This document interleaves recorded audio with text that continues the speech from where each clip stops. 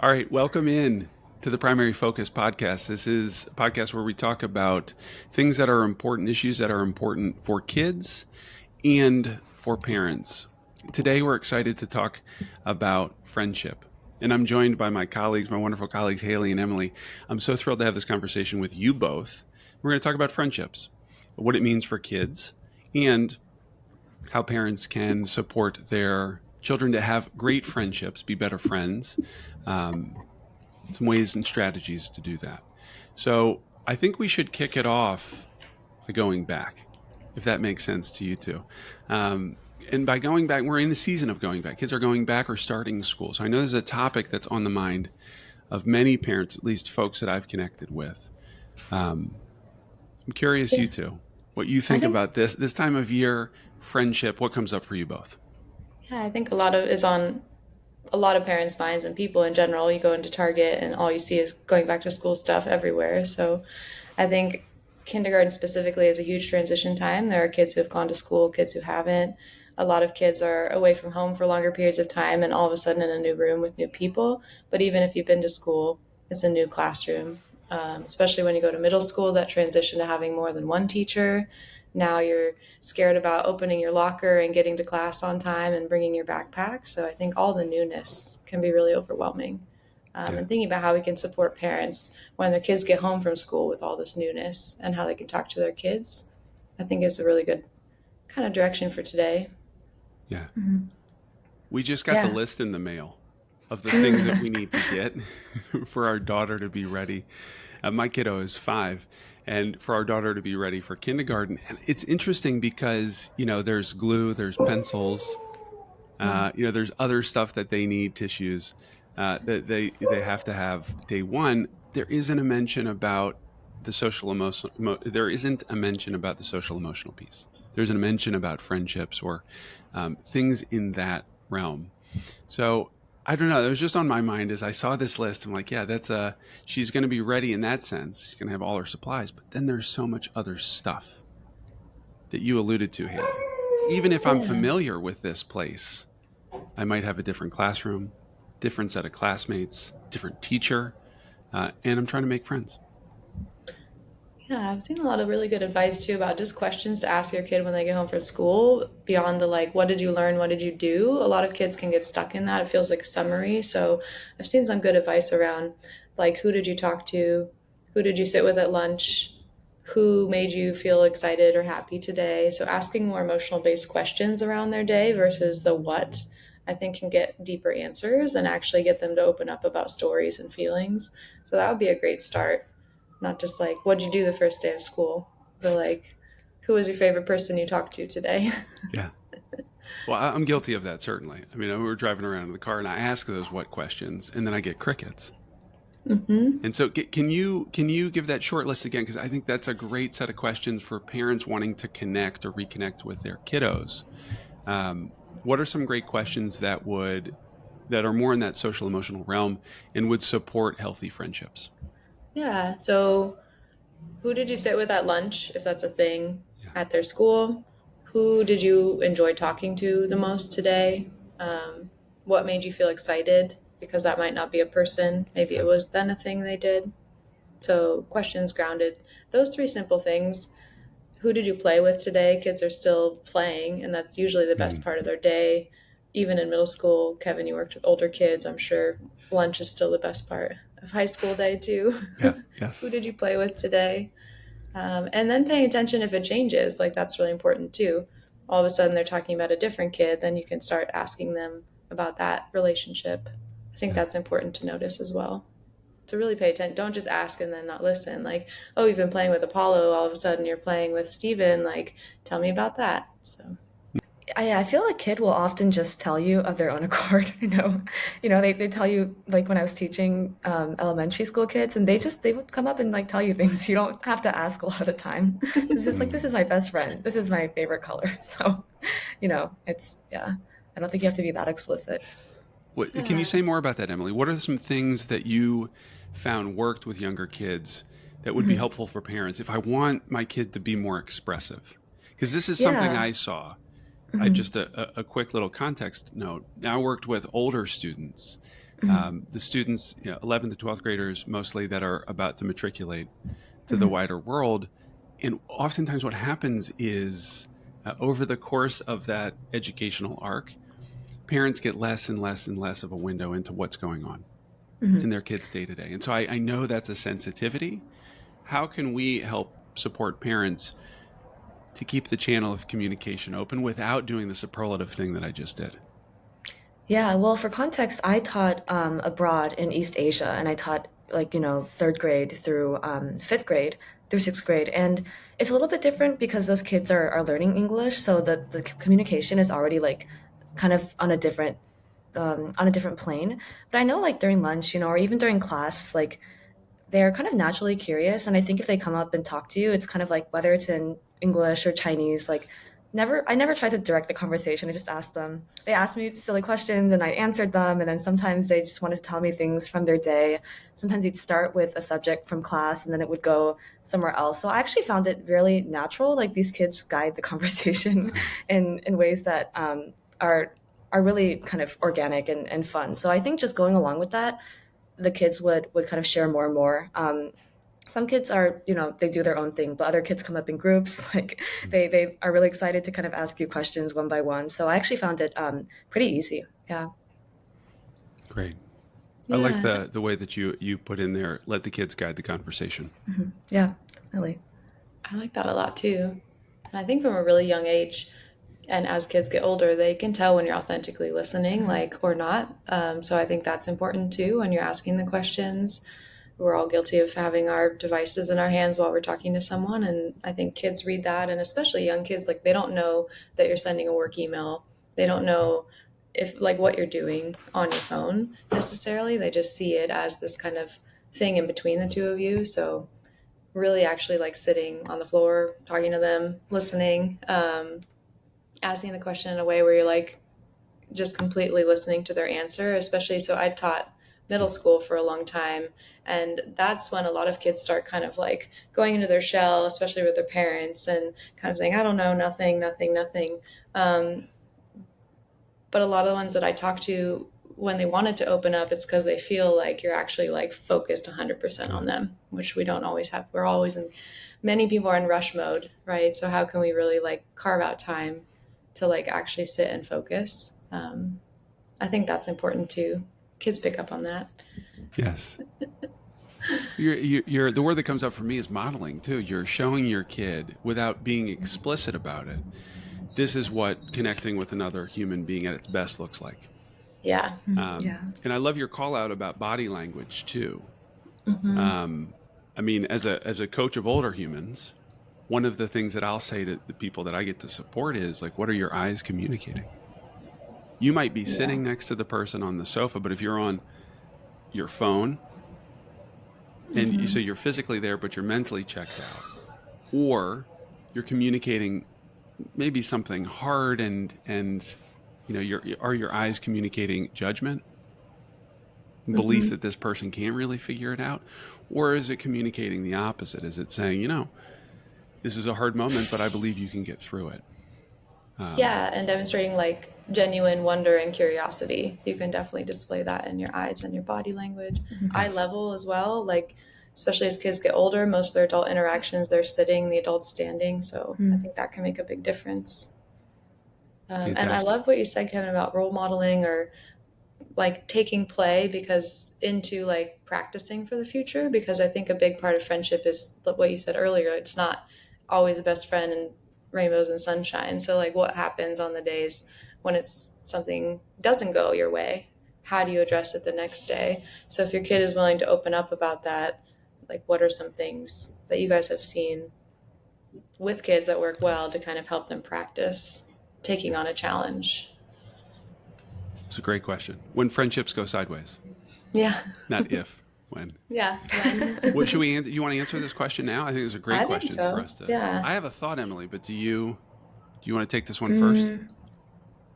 I'll wait if that's okay with you. I'm Yes. still Yes. thinking. Yeah.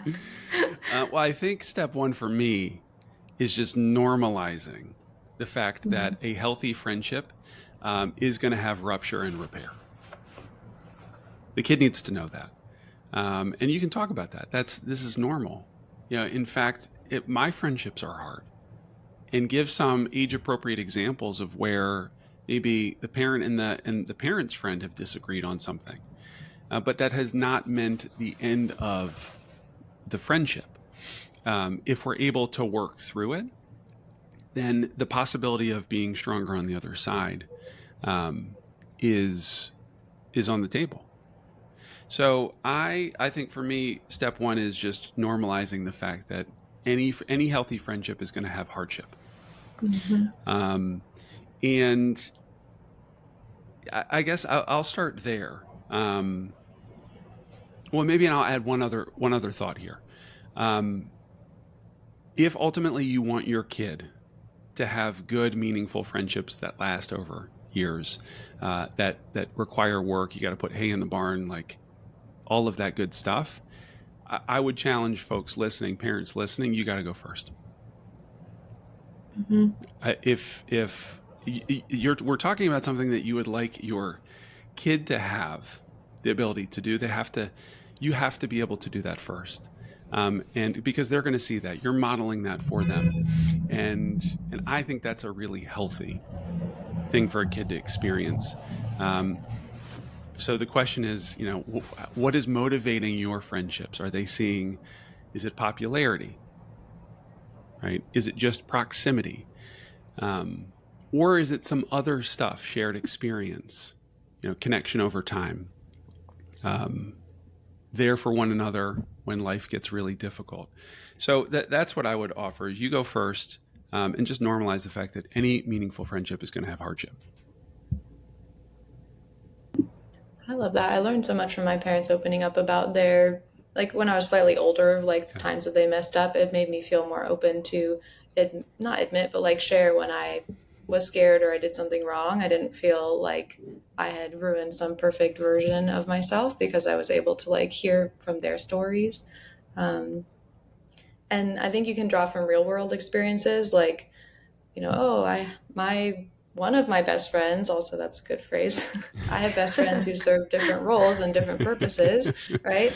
One of Yeah. my best friends, I thought she was really mad at me, but it turns out she was just had something at work that was bothering her. If you Yeah. think your friend is mad at you, maybe you could ask them about that. And that could be real or that could be completely made up. Like Yes. there are, if it's a short story that's just inviting them to share, um, you can do some imagination as well. But Mhm. we have decades of friendships to draw on, so it's not that hard to pull an Yeah. example from your own life. I think that's a really good idea. Well, and you're reminding me, this is excellent because getting the kid to think more expansively about what's going on. Sometimes Mhm. they can just lock in, I did this. This is how my friend responded, um, and it therefore must be about me. But what you're saying is maybe this is not about kid at all. Maybe there's other stuff going on. I think that's a great question to ask. Depending on the age of the kid, I might also add. This is a hard question for anybody at any age, but if there's trust in the relationship, the kid and the parent are connecting about this hard thing. I think asking the question, is there anything that you're doing that's making this more challenging, is important to get the kid reflecting on, am I doing something to jam this up? Am I trying too hard? Am I smothering my friend? Did I say something that actually hurt their feelings and I just haven't acknowledged that yet? So getting the kid to be more reflective in that process, as you're And saying, I it's think can be great. yeah, and it's more rare for a rift in a friendship to really be completely one-sided. That does happen occasionally, Yeah. but usually is a two-way street of like how do we both work on repairing this? Yes. Yes. Emily, I see the wheels turning. Anything you want to add to this part of the conversation? Oh yeah, I was just thinking like, Haley started with kind of an example from her childhood or when she was a bit older, and I was thinking back on growing up, and yeah, I saw my parents, have a very strong group of friends that even if I didn't know all the details, I'm like, yeah, they get together every week for this X event, and then they're kind of consistently in my life, and I think that I must have assumed that not everything was perfect in the background, but I just saw that being very stable. Hmm. Um, and and I think that was probably a good model for me. Like I've recently moved and I'm like, wow, I don't know anyone in this city. I'm like, it takes a lot of work to keep up friendships. It's obviously easier when you're in the same area, but I think my parents have friends in like other states as well, and I'm like, wow, they've really worked to like keep those up. That's a kind of modeling. I was also thinking maybe when I went to my parents with friend drama, this is a little harder to remember. But I'm like, yeah, my parents definitely like asked me to explain the situation, like just as neutrally as possible, and then to kind of talk about how I was feeling. And I don't think they were ever like, you are correct. Like, please cut off this friendship. I actually think they were always able to get me to be more reflective, even without kind of understanding all the details. I'm thinking, gosh, it's been a long time, but like conflicts in teams, like conflicts with group work, maybe like, oh, I think this is unfair, like that kind of thing. And maybe having a twin brother was helpful too, because we would fight about a lot of things. And, it was much less like one person is right. It's always more like both of you need to think about what is going on here. So I think I'm just appreciating looking back, how much of like that guidance I got from my parents. Yeah. Thank you for sharing this. Yeah. And if I understand you correctly, your folks were essentially coaching you. Yeah, I think They're not so. saying, Emily, here's what you should do, or you're right, you're wrong. Mhm. They're getting you to engage more thoughtfully in the process, create a Yeah. little And bit of space between what you're feeling and how you want to respond. yeah, and they would definitely share anecdotes from their own lives too. And I think it was never like, you have to do exactly what I did, but I think it was just very helpful for me to hear examples because no two situations are the same. So like there can be Hmm. good grounding principles, but ultimately you do have to think about your personality and like your friend's person, and everything is kind of going to require like thinking through its own pathway. So I think just for like the contextualization, that was very helpful to hear. Yeah. Yeah. Okay, this is great. So don't judge, No, yeah. um, Yeah. and ask for how would you like me to help? Hmm. Signaling that you're able to support in a number of ways, but you want to make sure that that person uh, that you're with is in the driver's seat. Yeah. Mhm. Remembering too, like treating it with seriousness even when they're not right in front of you. So like casually, nicely bringing it up, like, hey, we had that conversation yesterday. Is there anything else you want to talk about? Did anything change? I saw that specifically with teenagers, middle schoolers. Like, if you remembered something that they had opened up to you about and asked them about it, you could see in their eyes, like, the gratefulness, even if they didn't want to talk about it, to be like, oh, you were thinking about me when I wasn't even there. That's one of Hmm. the biggest, like, it's going to strengthen your own friendship with your kid, not just their friendships with other people. That's such a good point. One of Yeah. my favorite parenting texts is Unconditional Parenting by Alfie Kohn, and in it he gives an example of on the judgment point of where I think it's Halloween. He's going out with his kid, and the kid's like, "If it's dark, how am I going to make sure that I'm picking the right candy?" Now, as a parent, we might say that's a ridiculous thing to worry about. Like, who cares? You're going to get way more candy than you could possibly eat in one sitting anyway. Like, it'll be fine. But your point, your coaching point in that moment is you got to take that concern seriously. Even if it feels less important or, um, that you, in the grand scheme of things, the kid's probably not going to remember this. How you handle it, they'll remember that. Mhm. Yeah, that's my favorite Maya Angelou quote. Like, people don't remember what you say or do, but they remember how you make them Mm. feel. Hmm. Beautiful. I think that's important to remember. Yes, yes, it's a beautiful idea. Um, Emily, what do you got on the topic of coaching a kid who's coming home and they're Yeah. just wiped out from the day and facing a friendship dilemma? It's important to remember Yeah, too. well, I think I mainly wanted to echo Haley's thoughts. I also did teach middle school when I was abroad. And I think Haley's point about like being like, hey, do you just want to vent, or like, do you want me to kind of offer you solutions? This was really helpful. I think when I had students come to me, it was always establishing it's like you have to establish the foundation of trust before, and sometimes that just takes like time. Like I had to be at the school for at least a couple weeks before, let's say like this group of girls that like to talk to me would feel comfortable. And I think that they were also given very useful like responsibilities. Like, hey, Emily's new to the school. One of you guys is going to be the tour guide and like show her around. I'm just kind of talking about like Yeah. what came before, but I think those kinds of interactions were like a strong base. Like I wouldn't have gone in on the first day and suddenly been like their confidant, you know? But I think when they did come to me with things later on, it was very much like, yeah, I'm just here to listen and we can go from there. And if it sounds like you're needing advice, I can like maybe ask if that's what you need. But I don't think I ever jumped in and was like, this is what you should do. Like I think that's probably just not a good thing to do in general. I'm working with like university students now, and even though they're much older, you know, they come in for these one-on-one sessions for anything, you know, relating to classes and like graduating. But some of them also, everything in your life is related. That doesn't stop, you know. So like, your personal issues, like your anxieties about the future, are still coming in with these kids, and it's always about listening first, and figuring out where the student wants to go before I feel like you can be an effective coach. So I think it just does also require some time, but essentially like lots of active listening. Yeah, it's the key word. I keep saying it. Yeah. Yeah. That's fantastic. These are great Yeah. examples. And one of the threads that I appreciate is that, as you alluded to, Haley, the things that we're talking about for younger humans, middle school students, college, university, it's probably more similar than it is different. Um, Making friendships, having friendships, sustaining friendships is a part of how we make meaning as humans. And the complexity of that doesn't really change as we get older. So if we can get really good at practicing it from our earliest days, I think that's a great thing to keep in mind. What I would share for if you know my kids coming home, just Dad, I'm really upset about, you know, this my friend. I was playing with her on the playground, and then she wanted to play with somebody else.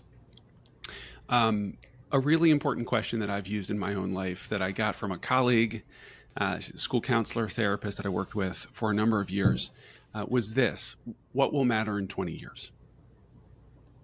And I like that because it helps me create some space between the emotions that are coming up and how I choose to respond.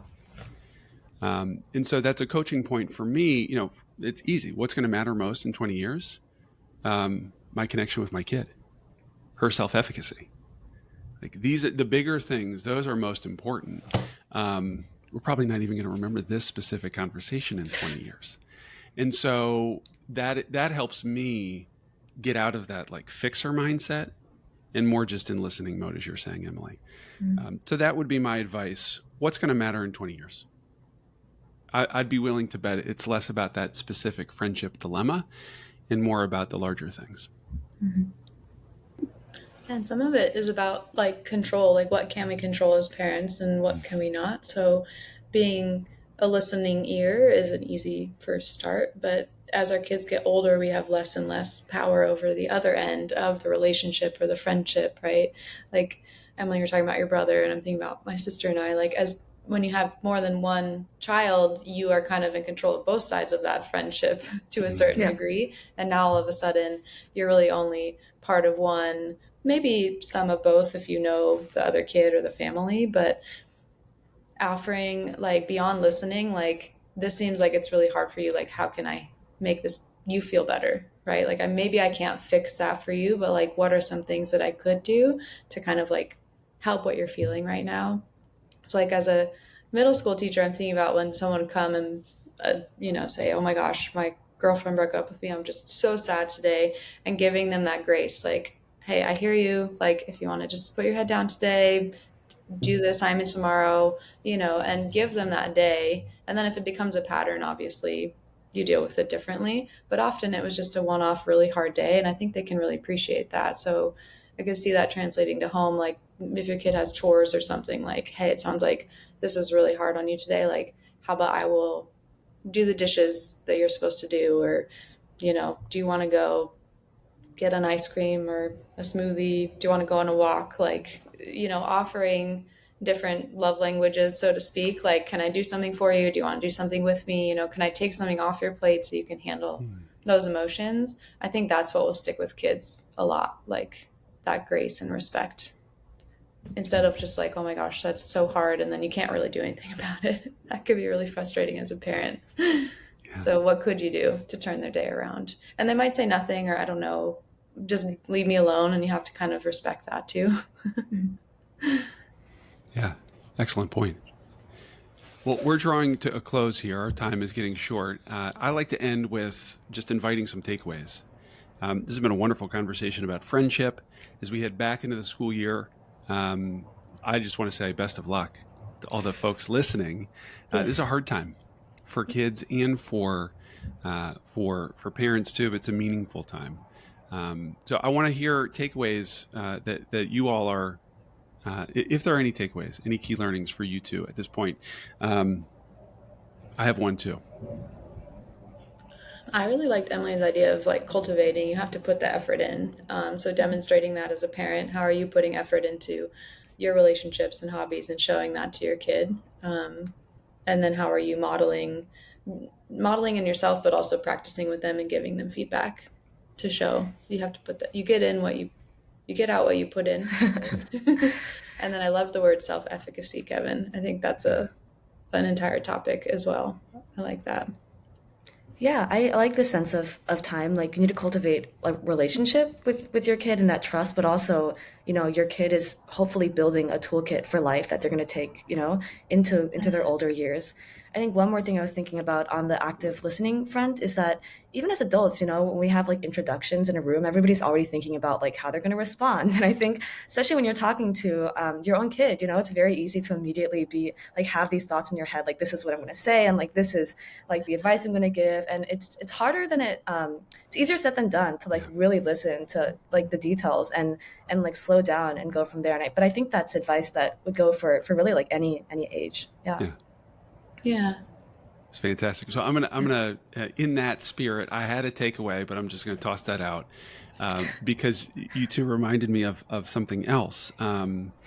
This is a coaching strategy. This is very difficult. Simple. It sounds pretty straightforward. It's hard to do in practice. Um, Instead of formulating the question in your head or the thought or the bit of advice or here's how I can fix it, don't even think about what you're going to say when you're in a conversation with somebody else. Don't even think about what you're going to say in response till that person stops talking. And I think there's a great practice. You could do this in any conversation, and you'll catch yourself. You'll notice, that's where I was going into fix mode, or I was going into linking it to my own personal experience mode. But just being open to where that conversation goes, because the kid's guiding it, it's probably going to yield something better in the end.